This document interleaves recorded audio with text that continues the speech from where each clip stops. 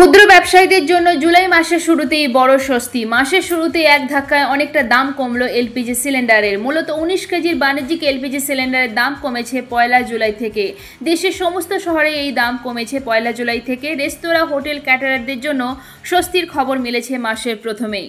1 জুলাই এক ধাক্কায় কমে গেল এলপিজি সিলিন্ডারের দাম। কলকাতায় 19 কেজি বাণিজ্যিক সিলিন্ডারের দাম কমে গিয়েছে 57 টাকা। দিল্লিতে 58.5 টাকা কমে গিয়েছে বাণিজ্যিক সিলিন্ডারের দাম, যেখানে মুম্বাই 19 কেজি বাণিজ্যিক সিলিন্ডার কিনতে জুলাই 58 টাকা কম খরচ হবে। আর যারা চেন্নাই কিনবেন তাদের খরচ কমলো 57.5 টাকা। 1 জুলাই রাত থেকে 19 কেজি বাণিজ্যিক সিলিন্ডারের যে নয়া দাম কার্যকর হয়েছে, সেটা অনুযায়ী নয়া মাসে কলকাতায় 19 কেজি বাণিজ্যিক সিলিন্ডার কিনতে খরচ পড়বে 1769 টাকা। দিল্লিতে বাণিজ্যিক গ্যাস সিলিন্ডারের দাম পড়ছে 1665 টাকা, মুম্বাই 1616 টাকা 50 এবং চেন্নাই দাম পড়বে 1823 টাকা 50।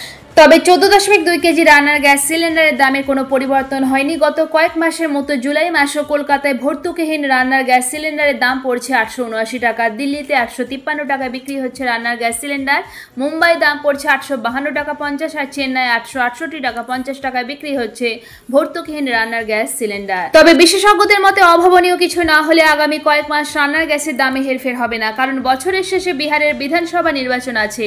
তার কয়েক মাস পরেই আগামী বছর 5 রাজ্যে বিধানসভা ভোট হবে। সেই পরিস্থিতিতে আমজনতার হেসেলে আগুন জ্বালাতে চাইবে না সরকার।